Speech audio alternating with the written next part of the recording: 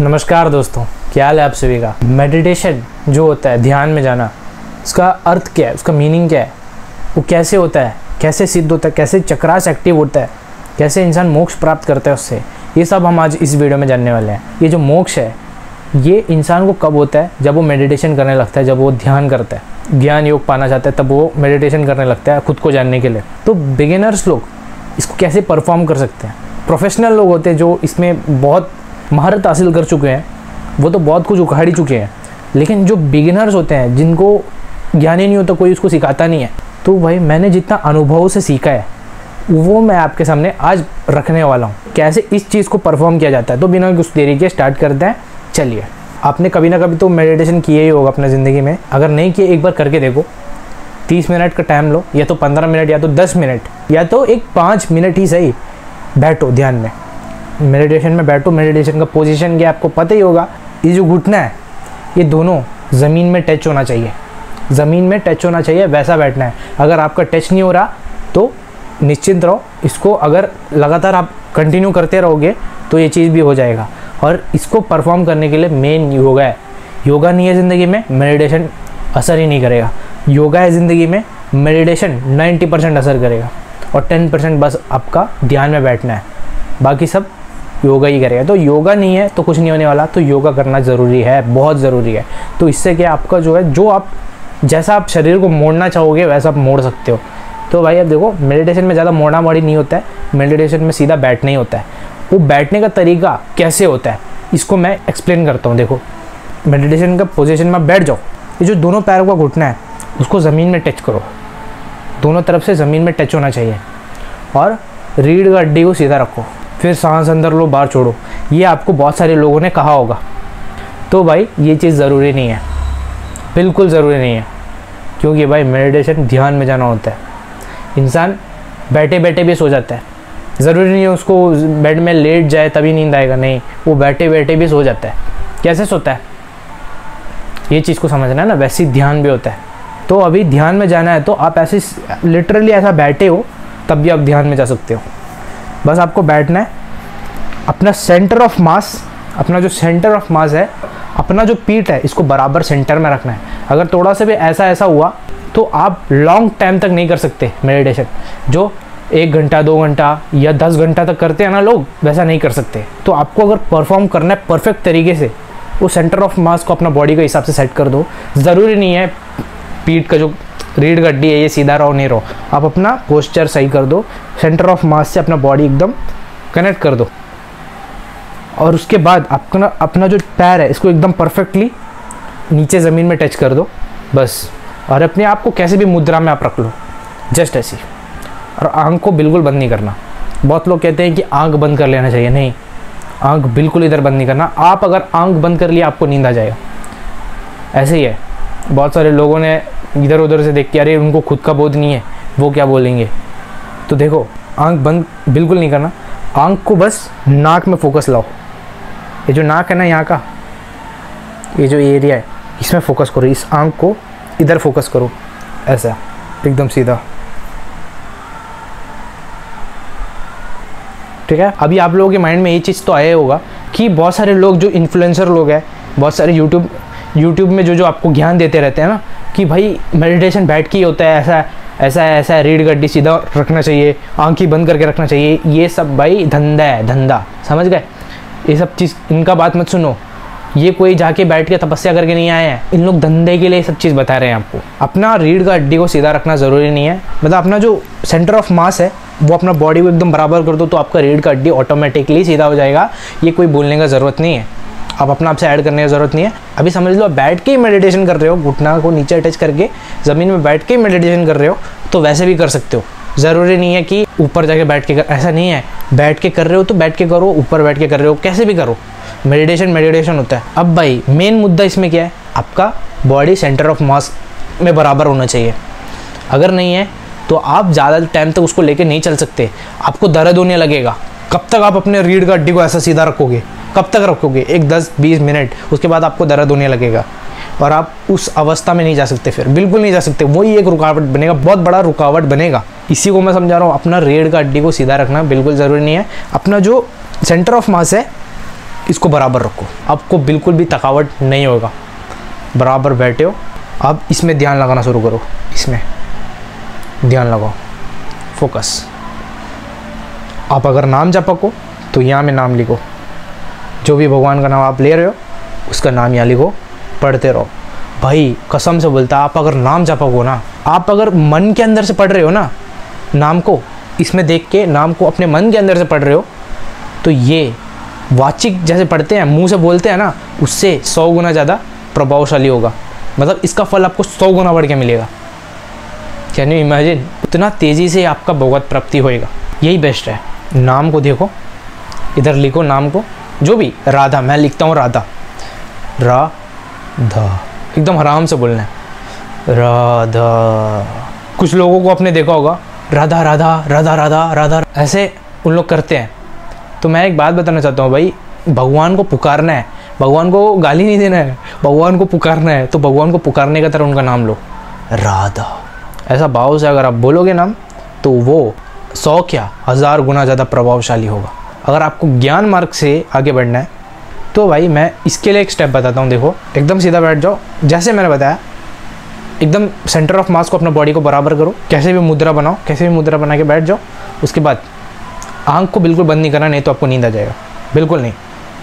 आँख को हल्का बंद रखो, मीडियम। बहुत सारे योगियों को आपने देखा होगा, ये जो गौतम बुद्ध है, इसको आपने देखा होगा, उसका आँख जो है बीच में होता है, सेंटर में एकदम ऐसा। वैसा आधा खुला आधा बंद रखना चाहिए। अगर आपका ऐसा है तो आप पक्का यहाँ में फोकस कर रहे हो, और इससे आपका आज्ञा चक्र बलवान होता है, आज्ञा चक्र का शक्ति बढ़ता है, और यहाँ का चक्र जब एक्टिव होएगा ना, तब आपको ब्रह्म बोध हो जाता है। बैठो सीधा, सांस अंदर लो, एकदम आराम आराम से, जैसा आप जनरली सांस लेते हो वैसा सांस मत लेना, एकदम आराम आराम से सांस छोड़ो, लो, सांस लो, छोड़ो। जैसे आपको ये प्रैक्टिस होने लगेगा, तब आप ये अनुभव करने लगोगे कि आप सांस ले रहे हो और छोड़ रहे हो, ले रहे हो और छोड़ रहे हो। जैसे आप ले रहे हो और छोड़ रहे हो, इसके बीच में जो पॉइंट है, ले रहे हो छोड़ रहे हो, ले रहे हो छोड़ रहे हो, इसमें बीच में जो पॉइंट है, इसमें फोकस करो। ये लेने और छोड़ने का बीच का जो पॉइंट है, उसको फोकस कर दोगे तो आप खुद को जान लोगे। ये है फोकस।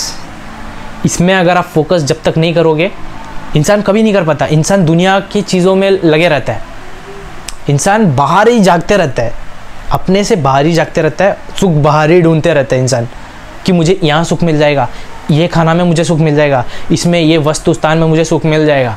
लेकिन इंसान कभी अपने अंदर नहीं जागता। अपने अंदर जब जागना सीख गया ना, वो ही परम सुख है, उसके आगे कोई सुख नहीं है। वो सब सुख नहीं है भाई, वो सुख की छाया है, समझ नहीं पड़ती, मेरे गिरधर की माया है। तो भाई कुछ नहीं करने का, सीधा बैठो, और मैंने जैसे कहा, सांस जैसे ले रहे हो छोड़ रहे हो, उसका जो बीच का तो 2 पॉइंट रहेगा, एक लेने का, एक छोड़ने का। अब भाई लेने छोड़ने में जो 2 पॉइंट है, हर एक चीज़ का 2 पॉइंट होता है, पॉजिटिव नेगेटिव, अच्छाई बुराई, ठीक है, पाप पुण्य। तो वैसे ही हर एक चीज़ का 2 पहलू होता है, वैसे ही इसका भी 2 पहलू है। इसका एक पहलू नहीं है, इसका 2 पहलू है, सांस लेना और सांस छोड़ना। मेन फोकस इसमें करना है, और उसके बाद इसमें भी करना है। जैसे ही आप ये दोनों पॉइंट को पकड़ोगे, तब आपको समझ आ जाएगा आप कौन हो, और जैसे ही आपको पता चल जाएगा, मुझ से सारा ज्ञान आपको प्रकाशित हो जाएगा, और आप आलतू फालतू चीज़ में नहीं पड़ोगे। आपको लगने लगे, अरे ये जो लोग दिख रहे हैं ना मेरे को इनके ऊपर दया आ रहा है, ये लोग कहाँ जाएंगे, क्या होगा उनका, कितना करोड़ों जन्म उनको और लेना पड़ेगा, बेचारे, इनके लिए मैं कुछ करूँगा, और सारा क्रेडिट मैं परमात्मा को दूंगा, क्योंकि सब उन्हीं से होता है, और मुझे भी ब्रह्मबोध उन्हीं की वजह से हुआ है। ये भाव आएगा, हर एक योगी को आता है कि मेरे अंदर तो उतना सामर्थ्य है ही नहीं कुछ करने का, जो भी करवा रहा है परमात्मा करवा रहा है, तो मैं परमात्मा को ही क्रेडिट दूंगा। बड़े से बड़े संतों को आपने देखा होगा, वो अपने आप को कभी क्रेडिट नहीं देते, वो सीधा कहते हैं कि जो भी हो रहा है भगवान की वजह से हो रहा है, अगर भगवान नहीं होता तो मैं यहाँ तक नहीं होता। वो क्यों कह रहा है? क्योंकि उसको सही में पता है कि भगवान की वजह से सब चीज़ होता है। और जो इंसान बोलता है ना कि मेरे वजह से सब चीज़ हुआ, मैंने ये किया, मैंने वो किया, वो सबको ये साबित करने में लग जाता है कि मैं कितना बड़ा हूँ, देखो मैंने ये सब चीज़ किया।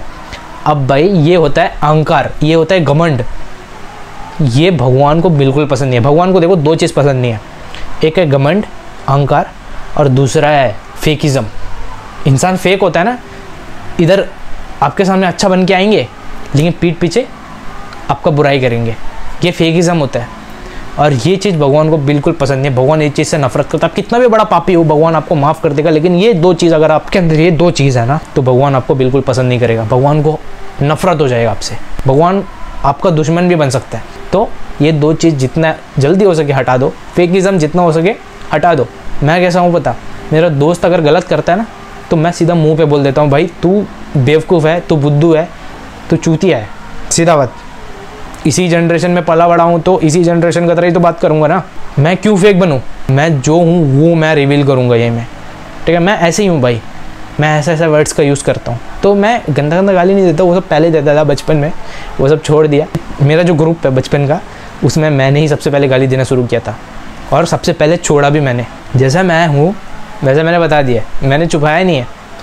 जो इंसान छुपाता है मैं अच्छा हूँ लेकिन अंदर से बहुत ख़राब रहता है, वो होता है फेक इंसान। वो फेक इंसान को भगवान पसंद नहीं करता है, बिल्कुल नहीं करता है। तो आपके अंदर भी अगर फेकिज़म है, घमंड है, अहंकार है, ये सब चीज़ जितना जल्दी हो सके दूर करने की कोशिश करो। भगवान आपसे नाराज़ हो जाएगा, नफरत करेगा भगवान आपसे नहीं तो आपके माइंड में भी यही चीज़ आया होगा कि इंसान जब भी ध्यान करने के लिए बैठता है बहुत सारे थॉट्स आने लगते हैं। हम नाम जप करने के लिए बैठते हैं बहुत सारे थॉट्स आने लगते हैं, गंदा गंदा थॉट्स आते हैं। कैसा आते हैं? तो भाई ये जब मेरे साथ जब हो रहा था, मेरे साथ अभी भी होता है, मैं झूठ नहीं बोलूँगा, मेरे साथ आज भी होता है ये चीज़। लेकिन जब भी होता है, पहले मैं जब शुरुआत में जब होता था तब का बता रहा हूँ, जब मैं बैठता था ध्यान में बैठे बैठे मैं अपने आप पे फोकस करते करते करते करते संसार में चले जाता था। ये इसके साथ क्या हुआ था, उसको ये सोचने लगता था मन। अब मैं पकड़ने लग गया कि मन कैसे बहला फुसला के वो सोच में डाल देता है मेरे को, वो सोच सोचवाते रहता है। मैं पकड़ने लग गया इस चीज़ को। साला हरामखोर, थोड़ा सा हटने से बस है ये अपना रंग दिखा देता है। मन अपना रंग दिखा देता है। मन आप नहीं हो, आप आत्मा हो, शरीर नहीं है आप। ये शरीर नहीं है आप, बिल्कुल नहीं, बिल्कुल मत समझना कि आप शरीर हो। शरीर आप नहीं है, ये आपका वस्त्र है, ठीक है। मृत्यु के बाद मतलब ये शरीर छोड़ने के बाद आप दूसरा शरीर धारण करोगे पक्का। अब भाई मन को समझो, मन आपको कैसे भी करके वो जो ज्ञान है वो पाने से आपको विचलित करने लगेगा। आप सोचोगे भाई पहले तो ऐसा गंदा गंदा विचार आते ही नहीं था, अब कैसे आने लग गया। आपका दिमाग ख़राब हो जाएगा इस चीज़ को। जब भी आप ध्यान करने बैठोगे बहुत सारा प्रपंच की बातें आपको आपका मन सुनाने लगेगा। और आपको इस स्थिति में क्या करना है मैं बताऊँ? कुछ नहीं करना है, आने दो, जितना होता आने दो। लाखों करोड़ों आना है, आओ। और जहाँ ये ख़त्म हुआ, जो भी टाइम में 1 साल लगेगा, 2 साल लगेगा, 3 साल लगेगा, 4 साल लगेगा, ये आपके ऊपर डिपेंड करता है। आप जितना मात्रा में ध्यान करोगे उतना मात्रा में ये ख़त्म होता जाएगा। जितना मात्रा में आप नाम जप करोगे ध्यान के साथ तो वो और तेज़ी से, तीव्र गति से ये चीज़ ख़त्म होगा। और जैसे ही जहाँ ये ख़त्म हुआ उसी टाइम भगवान का साक्षात्कार हो जाएगा, क्योंकि ये सब चीज़ आपका पूर्व का कर्म का वजह से आ रहा है आपके सामने, आपको परेशान करने के लिए। तो यहाँ से बेसिक कॉन्सेप्ट जो बिगिनर्स लोग मिस्टेक करते हैं वही मैंने बताया। मुझे प्रोफेशनल वाला जो करते हैं ना योगी लोग, जो 24-24 घंटे ध्यान में रहते हैं, वो आज ध्यान में गए तो 10 साल बाद ध्यान से निकलते हैं। और ध्यान में रहना ऐसा होता है ना भाई, देखो तो मेरे एक रिलेटिव जिसका नाम मैं बताऊंगा नहीं बिल्कुल भी, वो भाई एकांत में गया अपना, पहले अपना एकांत स्थान होता है ना, वहाँ गया, दरवाज़ा बंद किया, बैठा भाई ध्यान में सुबह के 5 बजे और उठा कितना बजे पता है आपको? 7 बजे शाम का, 7 PM, शाम का 7 PM में वो उठता है। वो बोलते हैं अरे भाई समय गया वाला मुझे पता ही नहीं चला। क्योंकि भाई ध्यान में जाना ऐसा होता है ना, जैसे कि आप नींद में चले गए, आप सो रहे हो तो आपको क्या बोध है क्या कि मेरा समय जा रहा है? नहीं है ना। अब कौन सा टाइम में उठेगा आपको पता रहता है? नहीं। वैसे ध्यान में भी होता है। ध्यान एग्जैक्ट नींद का जैसा होता है, लेकिन नींद से बहुत टोटली परे है। ध्यान में जाके आप अपने आप को बाहर से देख सकते हो, थर्ड आई से, तीसरी आंख से। बहुत सारा पैरेलल एक्टिविटी जितना भी आपके सामने घूम रहा है, भूत प्रेत, ये सब चीज़ को भी देख सकते हो। बहुत सारा वेव्स, बहुत सारा वाइब्रेशंस आपको मिलेगा पूरा इधर उधर घूमते हुए। अरे भाई रेडिएशन जो होता है ना, रेडिएशन दिखाई देता है क्या? आपके फ़ोन में वाईफाई कैसे कनेक्ट हुआ? कोई लाइन लगाया क्या? कोई कनेक्ट करके दिया क्या तार का तरह? नहीं ना। वो कैसे कनेक्ट होता है? कैसे कनेक्ट होता है? वहाँ से एक मतलब ये है ना, रेडिएशन चलता है ना, तो वैसे ही बहुत सारा वाइब्रेशन इधर घूमता है, समझ गया है? तो आपको वो फील होने लगेगा, वो दिखने लगेगा आपको थर्ड आई से। ये आँख से दिखना पॉसिबल नहीं है, ये इस शरीर के लिए बना है। आप उस चीज़ को अपना थर्ड आई से देखने लगोगे, फिर आपको हर एक चीज़ दिखने लगेगा। ध्यान में जाना भाई नेक्स्ट टू इम्पॉसिबल है। अच्छा लोग फेल हो जाते हैं। अगर आप चक्रास को एक्टिव करने में लग गए भाई, इंसान पागल हो जाता है उस स्थिति में आके, नहीं सकेगा। उसके लिए एक गुरु होना ज़रूरी है। आप बिल्कुल ट्राई मत करना घर में, क्योंकि ये चीज़ ना भाई, आप अगर करने लगोगे कोई भी मतलब बिना गाइडेंस का करोगे तो हानि तो हो गई है। अभी समझ लो आपको बचपन में साइकिल कौन सिखाया? कोई ना कोई तो सिखाया होगा ना। आपको शुरुआत में कोई आकर साइकिल पकड़ा दिया, बोला भाई चला के दिखा, अब आपने पेडल लगाया और पलटी, दूसरे बार पेडल लगाया पलटी, तीसरे बार पेडल लगाया पलटी। पीछे अगर कोई पकड़ने वाला है, हाँ भाई तू चला मैं देखता हूँ, अब आप निश्चिंत रहोगे कि मेरे साथ कोई तो है पकड़ने वाला, मेरे को गिराने से बचाएगा मेरे को। ये आपके अंदर तब आएगा जब आपके साथ में कोई गुरु होगा, जब आपको कोई बताएगा कि ध्यान में जाना ऐसा होता है, ध्यान ऐसे ऐसे होता है, ऐसे ऐसे अपना चक्रास को एक्टिव करना होता है, कुंडलिनी कैसे जागृत करना होता है। जैसे ये वो आपको बताएगा तो आप निडर हो जाओगे, आप एकदम निश्चिंत हो जाओगे कि मैं जैसे जा रहा हूँ इनके अकॉर्डिंग ही जा रहा हूँ, क्योंकि इन्होंने भी अपने टाइम में अनुभव कर दिया है, वही पाथ से वो मुझे ले जा रहा है। अब भाई बिल्कुल निश्चिंत होकर उनका सुनना शुरू कर दो और अपना बिल्कुल भी ट्राई मत करना, नहीं तो साइकिल में जैसा गिर रहे थे वैसा गिरे पड़े रहोगे, कोई उठाने नहीं आएगा। और ये गिरना भाई लाइफ टाइम का गिरना होता है भाई। इसमें इंसान पागल हो जाता है, टोटली पागल हो जाता है। उसको मतलब कोई दवाई ववाई से ठीक नहीं किया जा सकता फिर। इसलिए मैं कह रहा हूँ रिस्क मतलब बिल्कुल भी, इसको कोई गुरु को साथ में रख के परफॉर्म करो। तो आपको ये वीडियो कैसी लगी कमेंट सेक्शन में अपनी राय जरूर बताना। यहाँ तक वीडियो को देखिए हो तो चैनल को लाइक कर दो, शेयर कर दो, कमेंट कर दो। तब तक के लिए मिलते हैं अगले वीडियो में। राधे राधे।